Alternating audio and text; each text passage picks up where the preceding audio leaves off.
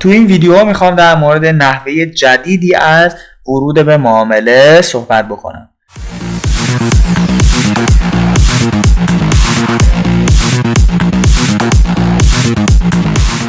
عرض ادب و احترام، روی دارایی آربیتروم هستیم. عرض آربیتروم تایم فریم 15 دقیقه. من یک اوردر بلاک نزولی رو اینجا شناسایی کردم. این کندل قرمز رنگ که تونسته های کندل معتبر قبل از خودش رو بزنه و بعدش هم ریزشی رو داشته باشد. پس من این ناحیه رو در واقع مشخصش میکنم و امتداد میدم که تا جایی که قیمت بهش رسیده. خب ناحیه من 15 دقیقه هستش. میخوام برای ورود و تاییدیه گرفتن به تایم فریم 1 دقیقه برم. اومدیم به تایم 1 دقیقه. از این گزینه ریپلای استفاده میکنم برای اینکه بتونم بهتر توضیحش بدم. هنوز قیمت وارد ناحیه ما نشده. یک کندل میریم جلوتر، اینجا وارد شد. ما منتظر یک ایندیوسمنت و شکست اون ایندیوسمنت هستیم برای وارد شدن. خب اینجا میره بالاتر، میاد پایین، دوباره همینجور میره بالاتر. اینجا یک ایندیوسمنتی رو ما داریم.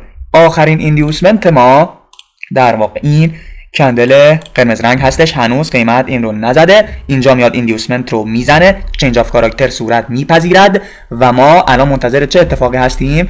ما مثل همیشه منتظر این هستیم که بعد از اینکه چنج آف کاراکتر ایجاد شد قیمت بیاد یک ایندیوسمنت بسازه، بره ایندیوسمنت رو بزنه، از نواحی بالا دستش بیاد به سمت پایین، از اوردر بلاک های بالا دست این ایندیوسمنت بیاد به سمت پایین. خب ببینیم اینجا قیمت توی این گام جدید ایندیوسمنتی برای ما میسازد یا خیر. فعلا که این کندل آخرین کندل معتبر ما هستش. کندل بعدی ایندیوسمنت نمیکنه، میاد بالا، یک ایندیوسمنتی اینجا صورت پذیرفت. اگر دوباره بیاد به سمت پایین و این کف رو بزنه میگیم این ایندیوسمنت تایید شده.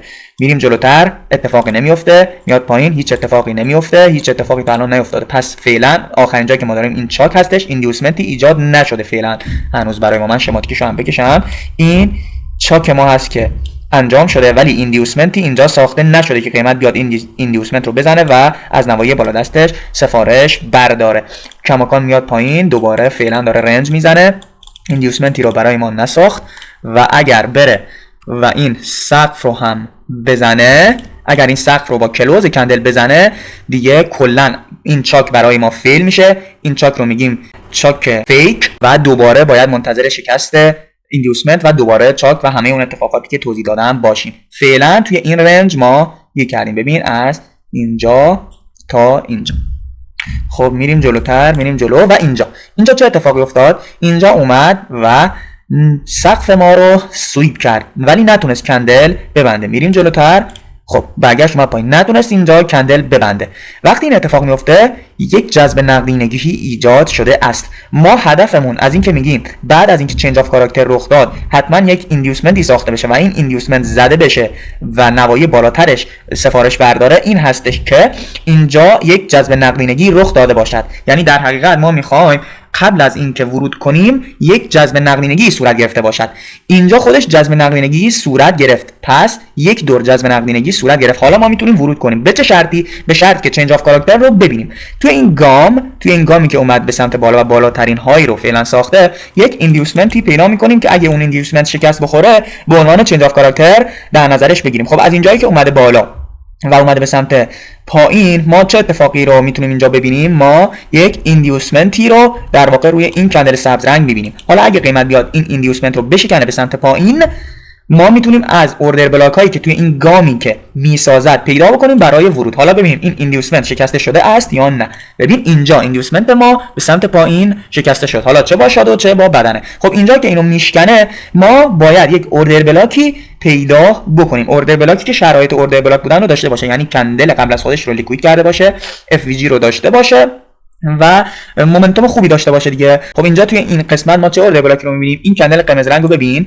که تونسته های کندل قبل از خودش رو بزنه، های کندل معتبر قبل از خودش رو بزنه و بعدش یک مومنتومی هم دارد. پس این میشود اوردر بلاک ما. من مشخصش بکنم. این کندل قرمز رنگ میشود اوردر بلاک ما. خب حالا قیمت برگشته روش، ببین برمیگرده از اینجا سفارش برمیداره و میاد به سمت پایین. پس نکته چی بود؟ نکته این بود که وقتی یک دور جذب نقدینگی صورت گرفت دیگه ما برای ورود بعد از چنج آف کاراکتر نیاز به ایندیوسمنت نداریم. ولی اگر جذب نقدینگی صورت نگیرد، ما برای ورود حتما نیاز به ایندیوسمنت و جذب نقدینگی بالا سر ایندیوسمنتمون داریم. اینجا چه اتفاقی افتاده بود؟ اینجا زمانی که اومده بود به ناحیه ما رفته بود و سقف جدیدی زده بود. من اینو مشخص کنم. زمانی که اومده به ناحیه ما چه اتفاقی رخ داده؟ رفته و این سقف رو با کلوز کندل شکسته. پس نمیتونیم بگیم که اینجا جذب نقدینگی صورت گرفته. جذب نقدینگی معمولا با استفاده از شادو صورت میپذیرد. من کندل IFC رو توضیح دادم دیگه، گفتم کندلیه که با شادو بیاد ناحیه قبل از خودش رو لیکوید بکنه و بعدش به سمت پایین بره. الان اینجا با شادو تونست، اما اینجا کلوز کرده. وقتی کلوز میکنه حتما باید بعد از چنج آف کاراکتر ایندیوسمنت رو ببینیم، ولی وقتی با شادو میاد میزنه دیگه نیازی به ایندیوسمنت داشتن نداریم. پوزیشن سلمون رو بیاریم. اینجا میشه نقطه ورود ما.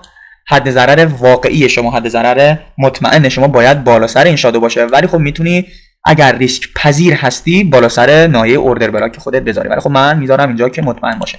تارگت یک شما میشه اینجا. حالا ریپلای خودمون رو هم برداریم ببینیم چه اتفاقاتی رخ داده. فعلا قیمت اینجا هستش، ببین اومد بالا. اگه استاپتو میذاشتی بالای سر این کندل کماکان زده نشده، اما خب با اسپرد میتونسته استاپت رو بزنه. استاپ اصلی شما باید بالا سر این شادو باشد و قیمت میتونه از اینجا دوباره برگرده به سمت پایین یا بره از اوردر بلاک بالا دستش، از اینی که کندل IFC سفارش برداره و بیاد به سمت پایین. ترید هستش دیگه، میتواند هم استاپ بشود. اون چیزهایی که ما یاد گرفتیم، اون سیستم معاملاتی که ما داریم رو به ما داده و ما وارد شدیم دیگه، یا استاپ میشه یا TP میشه. نتیجهش رو هم بعداً خواهم گذاشت. شب و روزگار خوش. عزیزای دلم، اینم همون پوزیشنی بود که توضیحش دادم. اومد و تارگت یک ما رو دید. ما یک کندل اوردر بلاک داشتیم اینجا. چجوری وارد می شدیم؟ به پوزیشن سلمون رو می آوردیم. گفتم زمانی که اوردر بلاکی که داری برای ورود کندل بزرگی هست، میتونی سفارشت رو بکاری وسط اون ناحیه. ببین سفارشت رو میذاشتی این وسط، استاپ بالای آخرین شادو میشه استاپ امن شما یا بالای خود ناحیت. حالا استاپ رو ببین اگر استاپتو بچسبونی به کندلت توی این شادو استاپتو به راحتی میزد، ولی تو باید یا استاپتو بذاری این بالا یا یک کوچولو بالاتر از خود منطقه اوردر بلاکت که همراه با اسپرد این معامله استاپ نشی. خب از اینجا ما فرض رو برای میگیم که استاپمون گذاشتیم جای امنی، نقطه امنی، و تارگت یکمون رو گفتیم بذار اینجا. حالا این تارگتی که ما گذاشتیم اینجا خودش در تایم 5 دقیقه یک اوردر بلاک قشنگ هست. ببین این کندل قرمز رو ما به عنوان یک کندل معتبر داریم، بعد این کندل قرمز رنگ تونست لو این کندل رو سویپ بکنه و بعدش بره بالا. چه FVG قشنگی هم دارد. پس ما یک کندل اوردر بلاک 5 دقیقه اینجا داریم. وقتی کندل اوردر بلاک 5 دقیقه داری، برای ورود باید بری در تایم های پایین تر، مثلا 30 ثانیه تایم خوبی هستش یا حتی 15 ثانیه. مثلا ما میریم توی 30 ثانیه نگاه میکنیم. ببین اینجایی که وارد ناحیه ما شده، من اینو پاک کنم و از ریپلای هم کمک بگیرم. خب ما میریم جلو ببینیم چه اتفاقی افتاده. ببین میریم یک کندل جلوتر، میاد اینجا، میاد وارد اوردر بلاک ما میشه. کماکان ایندیوسمنتی رو برای ما نزده است. میاد جلوتر، میاد پایین، میاد بالا، میخواد بره ایندیوسمنتی رو بزنه، نمیتونه. ایندیوسمنتی توی این ناحیه ندارد که بزنه. اگر داشته باشه، ببین ایندیوسمنت ما در واقع، من اینو خوب نگاه کنم، اینجاست. ایندیوسمنت ما اینجاست و چاک به ما نمیده. میریم جلوتر، هیچ چاک نداره. اینجا میاد و با کلوز کندل اینجا BOS میکنه. پس دوباره باید یک ایندیوسمنت اینجا برای ما توی این گام بسازه. ببین میاد اینجا یک ایندیوسمنت میسازه و بعدش میاد دوباره زیرش کندل میبنده. ببین اینجا کندل بسته، پس باید بیاد اینجا رو بزنه. ببین ما اینجا توی این ناحیه یک ایندیوسمنت داریم. ایندیوسمنت رو میزنه، چنج آف کاراکتر رو انجام میدهد. خب ما ببینیم بعد از این چنج آف کاراکتر چه اتفاقی افتاده. میره بالا، اینجا ایندیوسمنتی برای ما میسازه.